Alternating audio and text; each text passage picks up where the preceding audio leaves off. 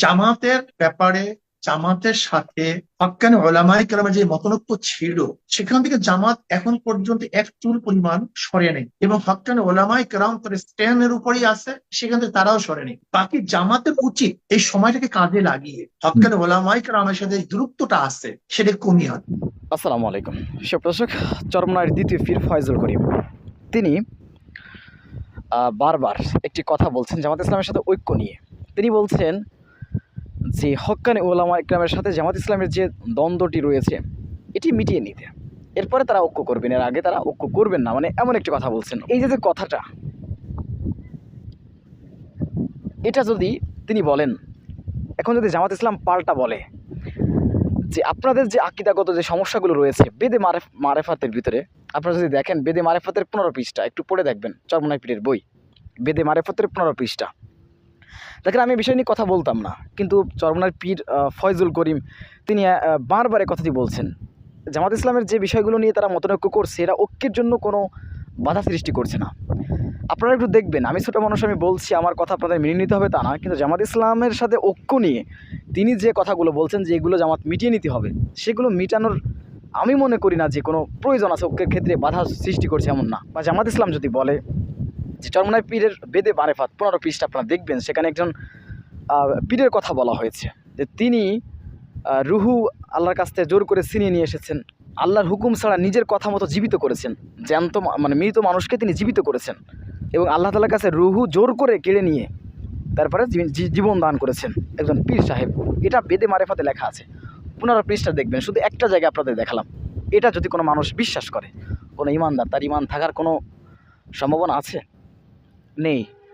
এই কথাগুলো বলতাম না, আমরা পড়াশোনা করেছি, আমরা এই বিষয়ে দেখেছি, দেখার পরে এটা মেনে নেওয়া কখনো সম্ভব নয়।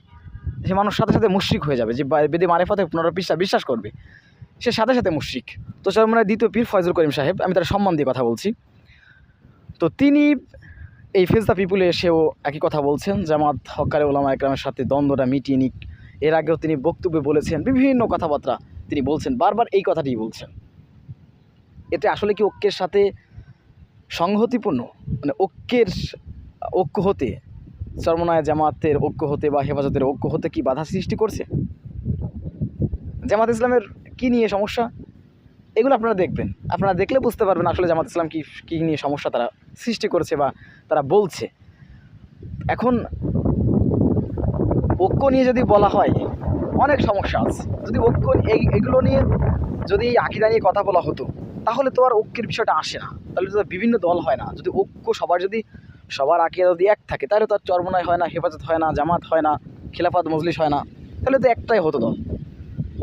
তো এই বিষয়গুলো নিয়ে আপনাদের সাথে ঐক্য করতে হলে এইগুলো মিটিয়ে নিতে হবে। এই যে বারবার জামাতের আমি ডাক্তার শফিকুর রহমান যতটা মানুষকে কাছে পাওয়ার জন্য কত কিছু করেছেন, এরপরে আপনি বারবার এই কথাটা বলছেন।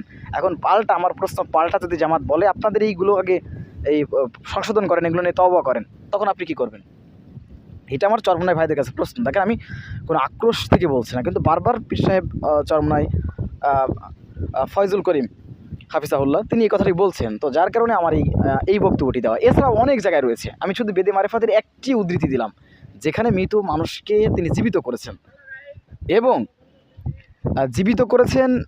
এবং তিনি বলেছেন কি, যে আল্লাহর কাছ থেকে রুহু ছিনিয়ে নিয়ে এসেছেন জোর করে, আল্লাহর আন্দাজ নেই এমন কথা বলেছেন। এই আল্লাহর আন্দাজ নেই, এই যে কথাগুলো আপনারা দেখবেন বেদে মারেফাতের 15 পৃষ্ঠায়, একটু পড়বেন চরমনাই পীরের বেদে মারেফাত 15 পৃষ্ঠায়। এই যে কথাগুলো বলা হলো, ঐক্য করার জন্য বারবার কেন আপনি বলছেন জামাত ইসলামের আকীদা নিয়ে হক্কানি উলামা একরামের সাথে দ্বন্দ্ব মিটিয়ে নিতে? আমরা যদি বলি এগুলো মিটিয়ে আসেন, তাহলে আপনারা কী করবেন একটু বলেন। তো সুপ্রিয় দর্শক, যাই হোক, আপনারা বিষয়গুলো কীভাবে দেখছেন? চরমনাই পীরের কথাটা ঐক্যের সাথে যে তিনি শর্ত জুড়ে দিয়েছেন, এটি আপনারা কীভাবে দেখছেন? আপনাদের কাছে আসলে কী মনে হচ্ছে? অবশ্যই আপনাদের মূল্যবান মন্তব্য কমেন্ট বক্সে জানাবেন।